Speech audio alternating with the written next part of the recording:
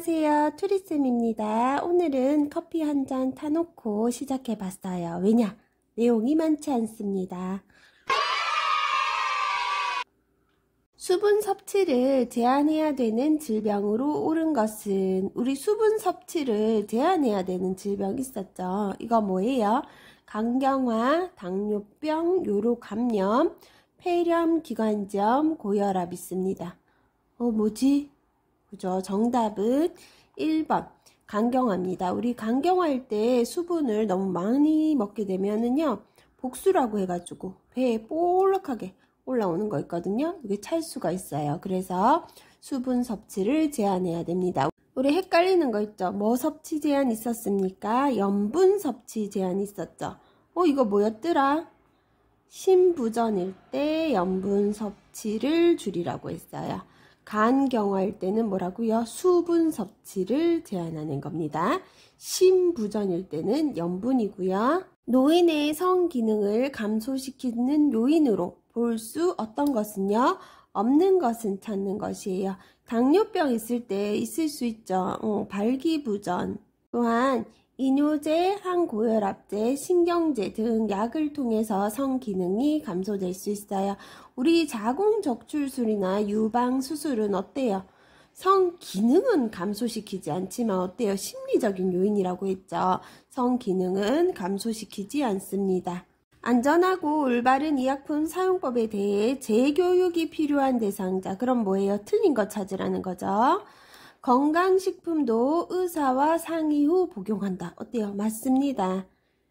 분할선이 있는 약은 분쇄하여 복용할 수 있다. 어때요? 분할선 있는 거 쪼개거나 분쇄할 수 있다고 했습니다. 약 복용을 잊었다면 그 다음 복용 시간에 약을 2배로 복용한다. 잘 모르겠죠? 현재 복용 약물에 대해 최근 기록을 보관한다. 맞죠? 새로운 처방을 받아도 약이 남아있다면 남은 약 먼저 복용 후 새로운 약을 복용한다. 남은 약을 먼저 복용 후 새로운 약을 복용하는 거 어때요? 아닙니다. 새로운 처방을 받으면 어때요? 새로운 처방 약을 먼저 드시라고 했어요. 만약에 남은 약이 많다면 의사와 상의해야 된다고 했기 때문에 5번 틀렸습니다. 그러면 3번은 맞냐고요? 약 복용을 잊었다면 그 다음 복용 시간에 2배로 복용하면 안 됩니다. 그래서 틀린 거 2개예요. 약 복용을 잊었다면 그 다음 복용 시간에는 2배로 복용하는 거 아니에요. 대상자가 여름날 산책을 하다가 체온이 높아지면서 어지러움과 피로를 호소하며 갑자기 의식을 잃고 쓰러졌다. 의심할 수 있는 것은, 자, 문제의 답 나와 있죠. 여름날 산책하다가 체온이 높아지면서. 그럼 뭐예요? 열과 관련됐죠. 열사병입니다. 우리 경련을 일으킬 수 있는 거 있었죠. 뇌전증, 열사병 이런 게 경련을 일으킬 수 있다고 했습니다. 문제가 어떻게 보면 여기저기서 계속 반복되고 있어요. 폭염에 노출되었을 때 안전수칙으로 어떤 거 옳은 것은 야외 활동을 격려한다. 폭염일 때는 야외 활동 하시면 안 되죠. 따뜻한 물로 통목욕시킨다. 이런 말 없었죠. 시원한 물을 천천히 마시게 한다. 수분 섭취해주면 좋겠죠. 구강으로 섭취하는 음식물의 양을 늘린다. 이건 아닙니다. 두꺼운 담요를 덮어 체온 소실을 예방한다. 폭염에 노출됐는데 덮으면 안 됩니다. 그러면 정답은 3번입니다. 우리 노인의 건강 증진 및 질병 예방에는 여러 가지 내용이 나와 있었어요. 생각이 안 나시면 앞에 걸 다시 다 보셔야겠지만 그래도 중요한 거 몇 개는 하고 가면 좋겠죠. 약물 사용 어때요? 아까 앞에서 바로 문제 풀어봤죠. 약물에 대한 최근 기록을 가지고 다니고요. 약물에 부작용이 있는지 확인을 하셔야 되고 비상약은 상시 구입 가능하죠. 비처방약도 복용하기 전에 누구랑 상담해라? 의사와 상담해라. 다른 사람 약을 먹으면 어떻다? 안 된다입니다. 약물 사용 방법 어떻다고 했어요? 중요한 부분입니다. 복용하던 약을 의사 처방 없이 중단하면 어떻다? 안 된다. 약을 술과 함께 복용하면 어떻다? 안 된다. 증상이 비슷해도 남의 약을 먹으면 안 된다. 가급적 단골병원과 단골 약국을 이용하라 그랬어요. 진료 후 이전 처방을 이어서 복용하면 안 되고 어떤 거예요? 새로운 약을 먹으라 그랬어요. 진료받고 처방받은 약을 먹고요. 전의 약은 드시면 안 돼요. 전의 약이 많이 남아있다면 이 약을 이어서 먹고 다음 약을 복용해도 되는지 의사와 상의하라 그랬습니다. 이거 중요한 내용입니다. 이거 말이 조금 헷갈리게 나와요. 간편하게 안 나오고. 그래서 한 번 더 꼼꼼하게 읽어보시고요. 약 복용 시간을 준수하세요. 약이 쓰다고 다른 것과 함께 복용하면 안 됩니다. 미지근한 물 한 컵과 복용하셔야 돼요. 우유, 녹차, 커피는 약의 흡수를 방해합니다. 자몽 주스랑 같이 먹으면 안 되는 거는요. 고혈압 약이랑 고지혈증 약이에요. 자몽 주스 뭐랑 안 된다고요? 고자랑 안 된다고요. 고혈압, 고지혈증은 뭐랑 먹지 마라. 자몽 주스랑 먹지 마라. 먹어야 될 거 있죠. 철분제는 누구랑 먹어요? 비타민C. 어떻다? 흡수를 높인다. 빈, 철, 씨 기억하세요. 약물을 쪼개서 복용하면 안 돼요. 하지만 되는 거 있죠.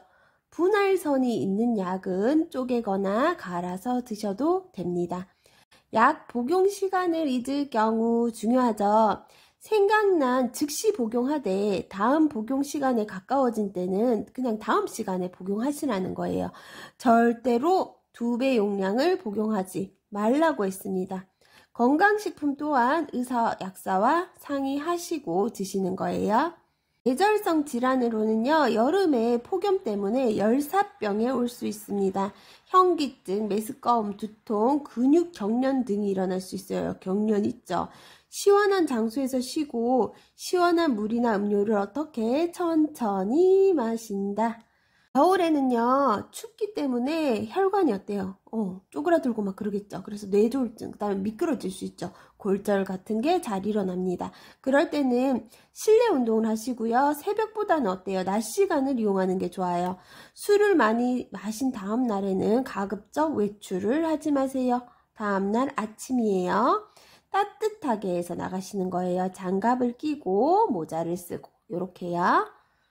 영양 섭취는요. 1일당 단백질 필요량을 쉬었죠. 1kg당 얼마다? 1g이다. 우리 단백질 제일 잘 먹어야 되는 질병 뭐였어요? 욕창이었습니다.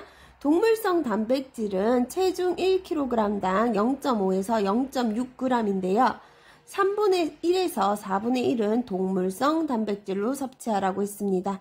칼슘은 우유로 보충이 가능한데요. 뭐랑 먹어라? 칼디, 골다 칼디였어요. 칼슘은 비타민 D랑 먹으면 흡수를 높여줄 수 있어요. 염분 섭취는 낮추시고요. 콩과 유제품은 어떻게 먹는다? 매일 먹는다입니다. 물은 충분히 마시도록 하고요. 해조, 버섯, 채소, 과일류는 자주 먹는다. 암 발생을 예방하는 실생활 또한 중요했는데요. 균형 잡힌 식사를 위해 매끼 6가지 식품을 골고루 섭취한다. 채소와 과일을 충분히 섭취하고 짠 음식, 탄 음식 피하는 거예요.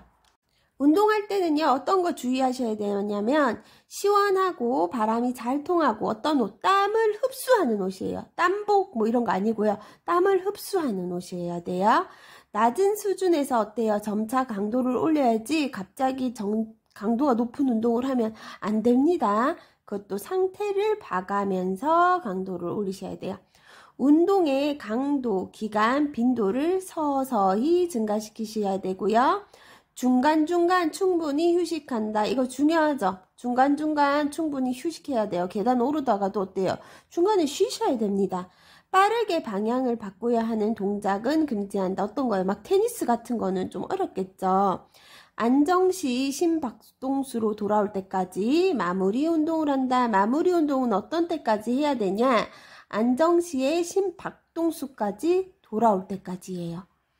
수면 문제는요. 어떻다고 했어요? 자주 깨고 잠드는 데까지 오래 걸리고 수면 양이 줄어드는 거죠. 어때요? 낮 시간에 졸림증이 있을 수 있습니다. 이럴 때 수면 관리는 어떻게 해줘야 되냐면요.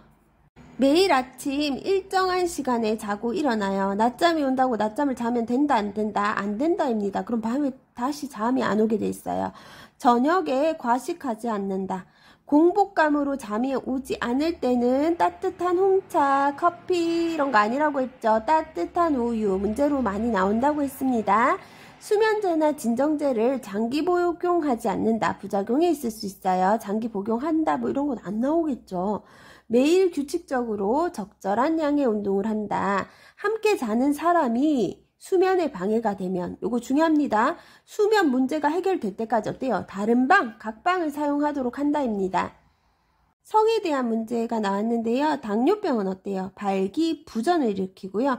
관절염은 아프죠. 성적 활동을 방해하게 됩니다.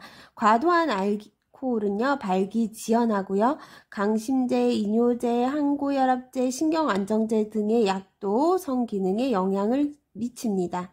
뇌졸중은 성생활은 가능하고요. 자궁절출, 유방절제, 전립선 절제술은 성기능에 변화를 미치지 않습니다. 뇌졸중 어때요? 가능하다 했습니다. 가능하지 않다 위험해서 이런 말 나오면 틀려요. 일부 항파킨슨 제제는 성적 욕구를 높여주는데요. 뭐 수행 능력 이런 것까지는 높여주는 것이 아니라고 합니다. 건강 증진 및 질병 예방 파트도 어렵지 않은 부분이기 때문에 충분히 맞추시고 넘어가셔야 돼요. 그래서 요런 데서 점수를 따는 거죠. 오늘도 고생하셨고요. 구독, 좋아요, 알람 설정까지 해주세요.